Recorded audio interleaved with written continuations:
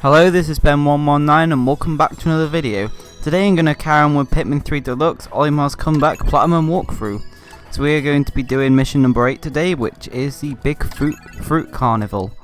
And there is a lot of big fruits on this mission, so yeah, and there's quite a lot of fruit. And for mission number 8, it's actually a very easy mission. This is one of the easiest missions in my opinion. And for some reason it's mission number 8. I think they should have swapped this one with like number 4 for example. But it's a really fun mission. There's a lot to do though. You get 15 minutes, but there is quite a bit to do, to be fair. But nothing like mission mode. But basically what you want to do at the start is you want to grow as many Pikmin as you can. So start killing all the little creatures like butterflies and bulbobs. Key tip with bulbobs, when you're fighting little bulbobs with wings, I recommend throwing Pikmin on top rather than swarming. Because if you swarm, they usually shake off straight away and eat one of them. So that doesn't really do much. But if you just throw on top like this, the Pikmin should start to attack and the bulbob should die before you can even shake them off, so that's the best way of doing it. So basically I'm just going to get every single pellet in the area. If you can't manage to get the butterfly, it's no big deal because we need 30 wings pretty much. And I think there's 31 in total, so if you miss the butterfly you'll have 30, so that's still quite a lot. So we're just waiting for everything to get back. There we go. It's a really chilled out mission as well, this one. Like, there's not enemies everywhere, there's not a crazy amount to do. I think it's a really nice chilled out mission for number 8. And I just think it's a fun one to do. Like, say if you're a bit like tired and you kind of want to play Pikmin but you don't want to do anything like too intense, like this mission's definitely like a fun one to play. So there's basically this hay up here and we can build a ramp with it. So the reason why I recommend having 30 is because there's 30 in the pile. So obviously if you have less than that, it'll take them more than one trip. So that's just to optimize building this. Whistle them, then whistle them ones. Make sure they've thrown them all before you whistle them. And then you go climb over here. Before you do anything in this area, head over to this hay over here because you need to build this before you can get back over.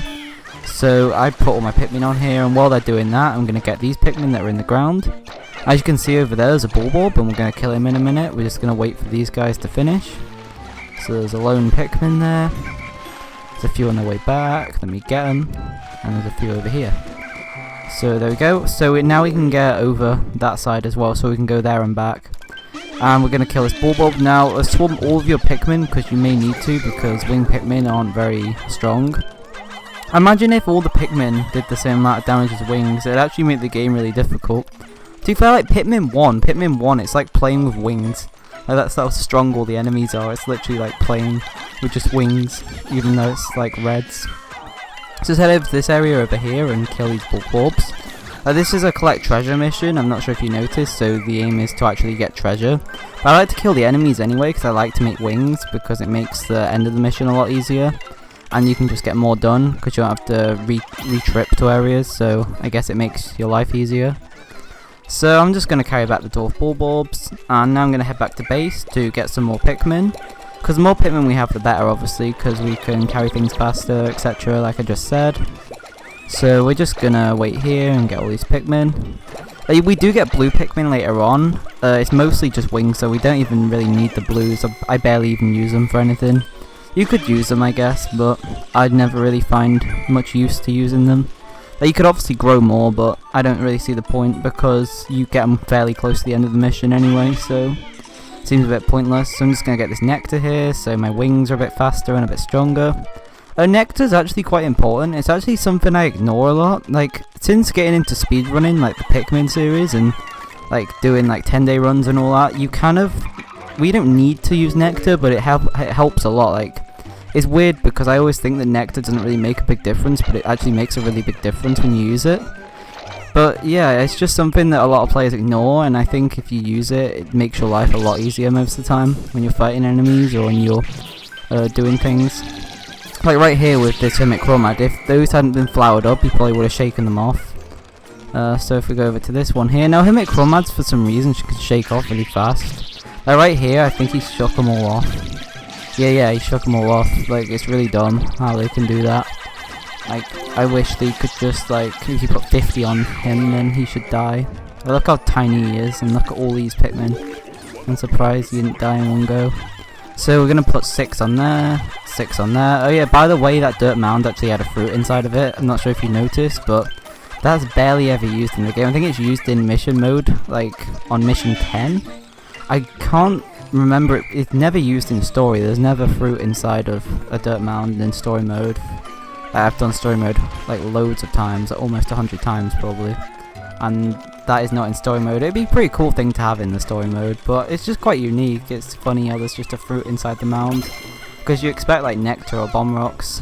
Oh yeah, I'm not sure if you noticed, but I grabbed the spicy spray from over there, and that's just so that when I go into the cave I can spice up my wings, so then we're all flowered up and we can do more damage, because there's a few hard enemies coming up.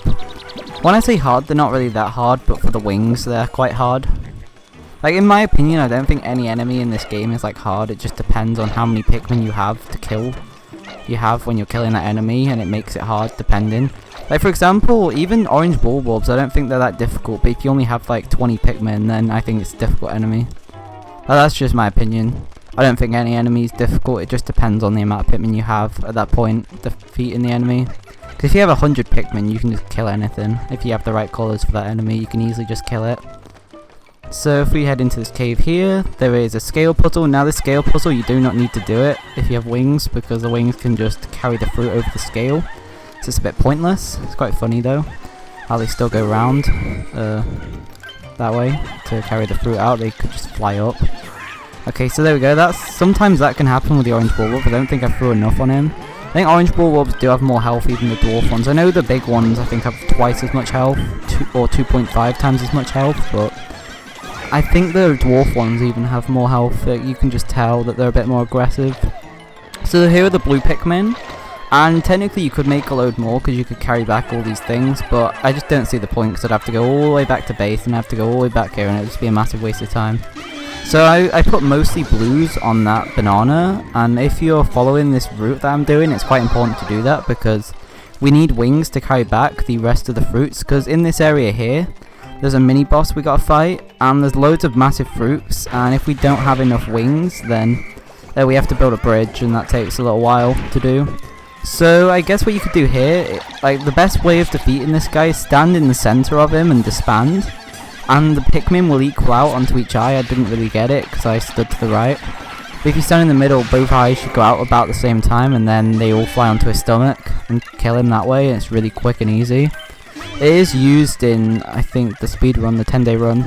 That's a let's play I might do in the future, a 10-day completion of the story mode, because I find that really interesting. I'm probably not going to do it straight away, because I've been doing a lot of Pikmin stuff at the moment. I kind of want to do a different game. But after that, I may do a 10-day completion. I may just do it after this series. It depends how I feel, to be honest. But that's why it's important to have wings, because you have to build this bridge otherwise. So there's like 4 big fruits, and if you don't get any of those fruits, you probably can't even get close to platinum.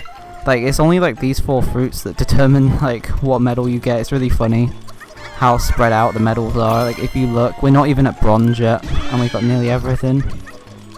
So we're just waiting on these big fruits. So the banana's coming in. That took a little while, but oh well. We were waiting on this anyway, so it doesn't really matter. See, there you go. We got bronze just, and we got 1 more fruit in, and that got us to platinum. I know it's worth 1,000 points, but it's really unbalanced because I can't see anyone ever just getting gold or silver or bronze. I can only ever see people getting nothing or platinum. That's just one thing I dislike about these missions. Like, you either get nothing or platinum. Like, it's really hard to get in between. But it's still really cool. It's a really chilled out, easy mission, as you can tell, and just follow that route. If you do prefer building that bridge at the end, then just do that, but I just find it a lot easier just to carry it across the wings, and it may even be faster. So there you go, that's how you do this mission. Somehow a new world record. Not a world record, just a new record for me. I need to grind out that mission because it's a fun one. I can't really see how that's a record though, because it wasn't that fast.